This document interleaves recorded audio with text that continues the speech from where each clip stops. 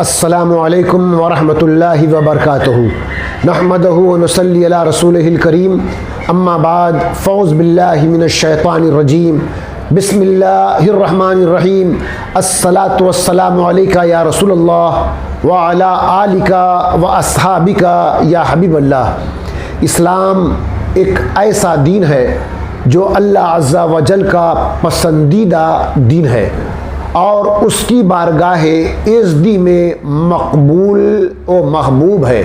اسی لیے اسلام کا پیدا کردہ شعور معانی کے اعتبار سے اجتماعی اور عوامی ہے۔ جس طرح اسلام کا نظام زکوٰۃ یہ شعور اور جذبہ پیدا کرتا ہے کہ کوئی بھوکا اور ننگا نہ رہے، اسی طرح روزہ بھی فقر و فاقہ کی اہمیت کا یاد دلاتا ہے اور یہ تلخ حقیقت محسوس کراتا ہے کہ کسی پڑوسی کو یا پوری قوم میں کسی فرد کو بھی بھوک اور پیاس کی تکلیف نہ ہونی چاہیے۔ بلا شبہ روزہ رکھنے کا یہ اہم ترین فائدہ ہے کہ انسان غریبوں، محتاجوں اور مسکینوں کی ہمدردی اور غم گساری اور اعانت و دستگیری کی طرف متوجہ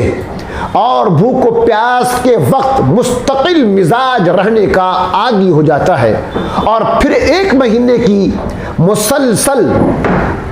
عادت آپ کو سال بھر تک محتاط رکھتی ہے۔ روزہ کی یہ برکت ہے کہ روزہ دار کی مالی حالت اچھی ہو جاتی ہے، صالح روح، صالح کردار، اچھی صحت اور اچھی زندگی پیدا ہوتی ہے۔ اور صرف ایک آدمی کی مجموعی زندگی ہی بہتر نہیں ہوتی ہے بلکہ پورے سماج اور پورے معاشرے کی زندگی بہتر اور شاداب بن جاتی ہے۔ جہاں تک رمضان المبارک کے مہینے کا تعلق ہے، یقیناً اسے خیر و برکت کا مہینہ قرار دیا گیا ہے کیونکہ یہ ایک کردار ساز مہینہ ہے جو کردار کی کثافتیں، غلاظتیں صاف کر دیتا ہے اور انسان کو زندگی کی جہد مسلسل میں حصہ لینے کے قابل بنا دیتا ہے۔ اس ماہ کی برکت ہے کہ غریب سے غریب مسلمان کا دسترخوان بھی وسیع ہو جاتا ہے، معمول سے زیادہ کھانے پینے کا اور عمدہ مشروبات کا انتظام ہو جاتا ہے۔ اس ماہ رمضان المبارک کی برکت ہے کہ جو مسلمان بھوکے اور پیاسے یا تنگی میں رہتے ہیں انہیں اللہ عز و جل نوازتا ہے اور ان پر خیر و برکت کے دروازے کھول دیتا ہے۔ دن بھر کے بھوک و پیاس اور عبادت و ریاضت کے بعد افطار کے وقت جو سرور و مسرت حاصل ہوتی ہے، اس کا صحیح اندازہ روزے دار خواتین و حضرات ہی محسوس کر سکتے ہیں اور بتلا سکتے ہیں کہ حقیقت تو یہ ہے کہ روحانی، اخلاقی اور معنوی قدروں کے پس پردہ کسی دوسرے مذہبی نظام میں ایسی پاک اور بلند و بالا زندگی کا تصور بھی نہیں ملتا جس کے دن بھر روزہ رکھنے، نماز پڑھنے اور قرآن مجید کے تلاوت کرنے کے بعد افطار کیا جاتا ہے، تراویح پڑھی جاتی ہے اور پھر ضرورت پیش آئی تو بڑا سے بڑا کارنامہ بھی انجام دیا جاتا ہے، مشقت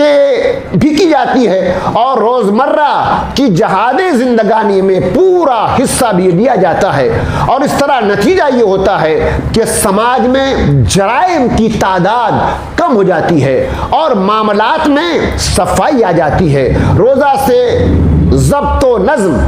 اور جفا کشی کی تعلیم بھی ملتی ہے۔ ایک مسلمان کی شان یہ ہے کہ وہ رمضان المبارک کے معمولات زندگی کو انتہائی چست اور دانش مندی کے ساتھ ادا کرے، کیونکہ بھوکا پیاسا رہنا، نمازیں ادا کرنا اور قرآن پاک پڑھنا اسی وقت مفید ہو سکتا ہے جب ذاتی اور قومی کردار بے لوچ اور کندن کی طرح چمکتا ہوا ہو۔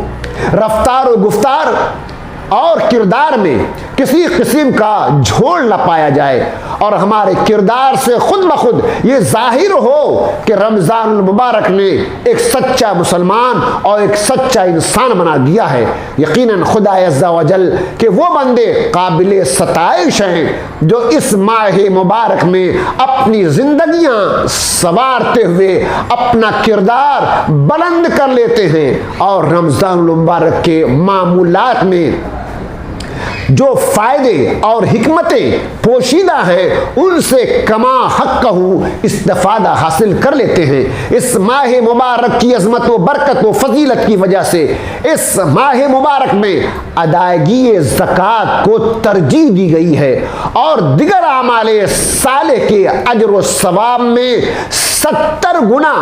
اضافہ کا وعدہ فرمایا گیا ہے۔ لہذا اس ماہ سعید میں ایک مسلمان کے کردار کو اسلامی تعلیمات و تفہیمات اور اس کے احکام کی بجا آوری کا مظہر عتم نیز نیکی اور ایمانداری، پرہیزگاری و عبادت گزاری، خوش اخلاقی، خوش معاملگی، غمخواری اور ہمدردی اور نرمی کا اعلیٰ نمونہ ہونا چاہیے اور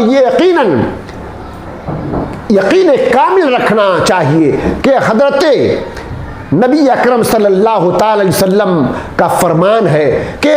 ساری عظمت و فضیلت اور وعدہ رحمت اور مغفرت انہی افراد کے لیے مخصوص ہے جو اس مبارک مہینہ میں اپنے ذاتی اور قومی کردار کی اصلاح کے لیے آمادہ رہیں، تیار رہیں، ورنہ بصورت دیگر روزہ داری فاقہ کشی سے زیادہ کوئی اہمیت نہیں۔ اس لیے اللہ تبارک و تعالی ہم سب کو اس ماہ مبارک کے فضیلت اور عظمت اور شان سے برکت حاصل لینے کی توفیق عطا فرمائے۔ وآخر دعوانا الحمدللہ رب العالمین۔